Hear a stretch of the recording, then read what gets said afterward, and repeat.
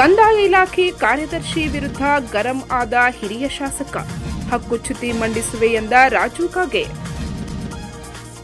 ರಾಜ್ಯ ಸರ್ಕಾರದ ಕಂದಾಯ ಇಲಾಖೆ ಕಾರ್ಯದರ್ಶಿ ರಾಜೇಂದ್ರ ಕಟಿಯಾರ್ ತಾವು ತೆಗೆದುಕೊಂಡ ನಿರ್ಣಯವೇ ಅಂತಿಮ ನಿರ್ಣಯವೆಂದು ಹೇಳಿ ನಾವು ಹೇಳಿದ ಮಾತನ್ನು ಕೇಳದೆ ಅವಮಾನಿಸಿದ್ದಾರೆ.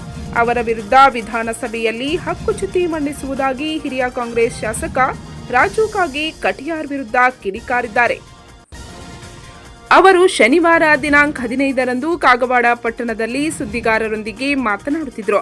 ಕಂದಾಯ ಇಲಾಖೆಯಿಂದ ಪಟ್ಟಣದಲ್ಲಿ ಪ್ರಜಾಸೌಧ ಕಟ್ಟಡ ನಿರ್ಮಾಣ ಮಾಡುವ ಸಲುವಾಗಿ ಜಾಗ ಗುರುತಿಸಲಾಗಿದ್ದು, ಅದು ಯೋಗ್ಯವಾದ ಜಾಗವಿದೆ. ಅದನ್ನು ಕೂಡಲೇ ಪ್ರಾರಂಭಿಸಿ ಅನುಮೋದನೆ ನೀಡುವಂತೆ ಕೇಳಿದಾಗ, ನನಗೆ ಏನ್ರಿ ನಿಮಗೆ ತಲೆ ಕೆಟ್ಟಿದೆಯಾ? ಅಲ್ಲಿ ಕೆರೆ ಇದೆ, ಅಲ್ಲಿ ಪ್ರಜಾಸೌಧ ಹೇಗೆ ನಿರ್ಮಾಣ ಮಾಡುತ್ತೀರಾ ಎಂದು ಹಿರಿಯ ಶಾಸಕನಾದ ನನಗೆ ಅವಮಾನಿಸಿದ್ದಾರೆ. ಅವರ ವಿರುದ್ಧ ಸೋಮವಾರ ವಿಧಾನಸಭೆ ಅಧಿವೇಶನದಲ್ಲಿ ಸಭಾಧ್ಯಕ್ಷರಿಗೆ ಹಕ್ಕುಚ್ಯುತಿ ಮಂಡಿಸುತ್ತೇನೆ ಎಂದು ತಿಳಿಸಿದ್ದಾರೆ. ನಾಮಕರಣ ಮಾಡಿದರು. ಅದು 8 ಕೋಟಿ 60 ಲಕ್ಷ ರೂಪಾಯಿ ಈಗಾಗಲೇ ಸರ್ಕಾರ ಮಂಜೂರು ಮಾಡಿದೆ. ಅದು ವಿಳಂಬ ಆಗ್ತಿದೆ. ಆಕ್ಚುಲಿ ಮಾರ್ಚ್ ಒಳಗೆ ಅದನ್ನು ಮುಗಿಸ್ಬೇಕು. ಇಲ್ಲದ್ರೆ ಸೆಂಟ್ರಲ್ ಗೌರ್ಮೆಂಟ್ ಕೆಲವು ದುಡ್ಡು ಇದ್ದಲ್ಲ ಲ್ಯಾಬ್ಸ್ ಆದರೂ ನನಗೆ ಖುದ್ದಾಗಿ ರೆವೆನ್ಯೂ ಮಿನಿಸ್ಟರ್ ಹೇಳಿದರು. ಮತ್ತೆ ಮಾರ್ಚ್ ಮುಗಿದು ಬಂತು. ಈ ಸೆಕ್ರೆಟರಿ ನೋಡಿದ್ರೆ ಹಿಂಗ ಅಂದ್ರೆ ಇದರ ಅರ್ಥ ಮಂತ್ರಿಗಳಲ್ಲಿ ಮತ್ತು ಸೆಕ್ರೆಟರಿಗಳಲ್ಲಿ ತಾಳ್ಮೇಳಿಲ್ಲ ಅನ್ನಂಗೆ ಆಯ್ತಾಯ್ತ. ಇದರ ಅರ್ಥ ಏನು? ಇದನ್ನು ನಾನು ಕಳಿಸ್ತೇನೆ. ಈ ಇದೇ ತರ ವ್ಯವಸ್ಥೆ ಮುಂದುವರಿತಂದ್ರೆ ನಾವು ಬೇರೆ ವಿಚಾರ ಮಾಡ್ಲಿಕ್ಕೆ ಬಯಸ್ತಾ ಇದ್ದೀವಿ. ಎಲ್ಲ ನಾವು ಸರಿಯಾದ ವ್ಯವಸ್ಥೆ ಅಲ್ಲ. ಸರ್ಕಾರದವರು ಮಂಜೂರು ಮಾಡಿದ ಕೆಲಸಗಳು 2 ವರ್ಷ 3 ವರ್ಷ ಆಗಲ್ಲ ಅಂದ್ರೆ ಜನರಿಗೆ ನಾವು ಮುಗಿಸೋದೇವಾಗಿ ಯೋಜನೆಗಳು.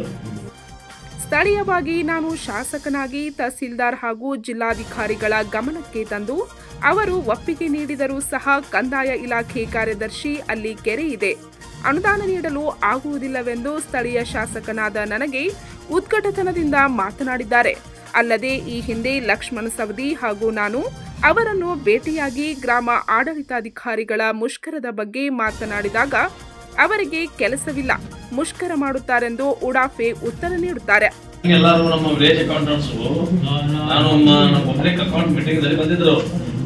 ಪಬ್ಲಿಕ್ ಅಕೌಂಟ್ ಮೀಟಿಂಗ್ ಬಂದಲ್ಲ ಲಕ್ಷ್ಮಣ ಸವದಿ ಅವರು ಹೇಳಿದ್ರು, ಆ ವಿಲೇಜ್ ಅಕೌಂಟೆಂಟ್ ಎಲ್ಲರೂ ಸ್ಟ್ರೈಕ್ ಕೂತಿದ್ರು. ಅವ್ರದ್ದು ಇತ್ಯರ್ಥ ಮಾಡ್ರಿ, ಕೆಲಸ ಇಲ್ಲ ಅವ್ರಿಗೆ, ಹಂಗ ಕೊಡ್ತಾರೆ ತಗೋರಿ, ಅವ್ರ ಕೆಲಸ ಇಲ್ಲ, ನಾವೇನ್ ಕೊಡ್ಸಾಬೇಕು, ತಾನೇ ಎದ್ದು ತಗೋರಿತಾರೆ ಅಂದ್ರೆ ಇದು ಒಬ್ಬ ಅಧಿಕಾರಿ ಕೊಡುವಂತ ಉತ್ತರ. ಉದ್ದಟತನದ ಉತ್ತರ ಇದು. ಅಂದ್ರೆ ಇಷ್ಟು ಇವ್ರಿಗೆ ಸರ್ಕಾರ ಏನ್ ಅಧಿಕಾರ ಕೊಟ್ಟಿದೆ, ಇವ್ರೇನ್ ಸರ್ವಸ್ವ ಏನ್ ಬೇಕಾದ್ರೆ ಮಾತಾಡಕ್ಕೆ ಮುಖ್ಯಮಂತ್ರಿಗಿಂತ ಹೆಚ್ಚಿ ಮಾತಾಡಕ್ಕೆ ಇವ್ರಿಗೆ ಅಧಿಕಾರ ಕೊಟ್ಟಿದ್ರು ಏನು ಅಂತೇಳಿ ಸರ್ಕಾರವನ್ನು ನಾನು ಅಸೆಂಬ್ಲಿಯಲ್ಲಿ ಕೇಳಲಿಕ್ಕೆ ಬಯಸ್ತಿದ್ದೇನೆ. ಏನ್ ಇವ್ರಿಗೆಲ್ಲ ಹೆಂಗ್ ಮಾತಾಡ್ತಾರ? ಆಯ್ತ್ರಿ, ನಾವು ಮುಗಿಸ್ತಿರೋದು ಬೇಕಲ್ಲ. ನಾವೊಬ್ಬ ಲಕ್ಷ್ಮಣ ಸವದಿ ಅವರು ಜನಪ್ರತಿನಿಧಿಗಳು, ಮಾಜಿ ಉಪಮುಖ್ಯಮಂತ್ರಿಗಳು, ಅವ್ರ ವಿಲೇಜ್ ಅಕೌಂಟೆಂಟ್ ಏನ್ ಮಾಡಿ ಮುಗಿಸಿದ್ರನ್ನ ಹಂಗ ಕೊಡ್ತಾರೆ, ಕೆಲಸ ಇಲ್ಲ ಅವ್ರಿಗೆ ಅಂತ ಈ ತರ ಉತ್ತರ ಕೊಟ್ಟರೆ ಇವ್ರು ನಮ್ಮ ಸರ್ವ ಧೋರಣೆ ಇವ್ರದ.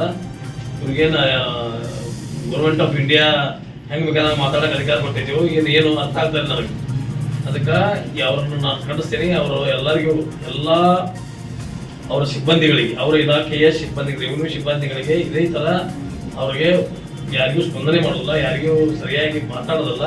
ಹಿಂಗಾಗಿ ಅವನ ಬಗ್ಗೆ ಎಲ್ಲರೂ ಬೇಸರ ವ್ಯಕ್ತ ಮಾಡ್ತಾ ಇದ್ದಾರೆ.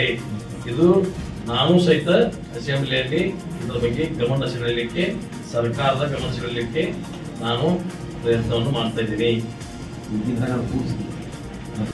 ಆತ ಒಬ್ಬ ಜನಪ್ರತಿನಿಧಿ ಹಾಗೂ ಮಾಜಿ ಉಪಮುಖ್ಯಮಂತ್ರಿಗೆ ಉದ್ಘಾಟನದ ಹೇಳಿಕೆ ನೀಡುತ್ತಾನೆಂದರೆ ಇವನೇನು ಸರ್ವಾಧಿಕಾರಿಯೇ ಎಂದು ಏಕವಚನದಲ್ಲಿ ವಾಗ್ದಾಳಿ ನಡೆಸಿದ್ರು. ಈ ಅಧಿಕಾರಿಗೆ ಜನಪ್ರತಿನಿಧಿಗಳ ಹತ್ತಿರವೂ ಸೌಜನ್ಯದಿಂದ ಮಾತನಾಡುವುದಿಲ್ಲ ಅಂದರೆ ಇವನಿಗೆ ಮುಖ್ಯಮಂತ್ರಿಗಳಿಗಿಂತ ಹೆಚ್ಚಿನ ಅಧಿಕಾರ ಇದೆಯಾ? ಕೆಳ ಹಂತದ ಅಧಿಕಾರಿಗಳಿಗೂ ಇದೇ ರೀತಿಯಾಗಿ ಉದ್ಘಾಟನದಿಂದ ವರ್ತಿಸಿ ಸರ್ವಾಧಿಕಾರಿಯಂತೆ ನಡೆದುಕೊಳ್ಳುತ್ತಿದ್ದಾನೆ. ಈ ಕುರಿತು ವಿಧಾನಸಭೆಯಲ್ಲಿ ಸರ್ಕಾರದ ಗಮನ ಸೆಳೆದು ಆತನ ವಿರುದ್ಧ ಹಕ್ಕುಚ್ಯುತಿ ಮಂಡಿಸುವುದಾಗಿ ಹೇಳಿದ್ದಾರೆ. ಪಂಚ್ ನ್ಯೂಸ್ಗಾಗಿ ಕಾಗವಾಡದಿಂದ ಬಸವರಾಜ್ ತಾರ್ದಾಳೆ.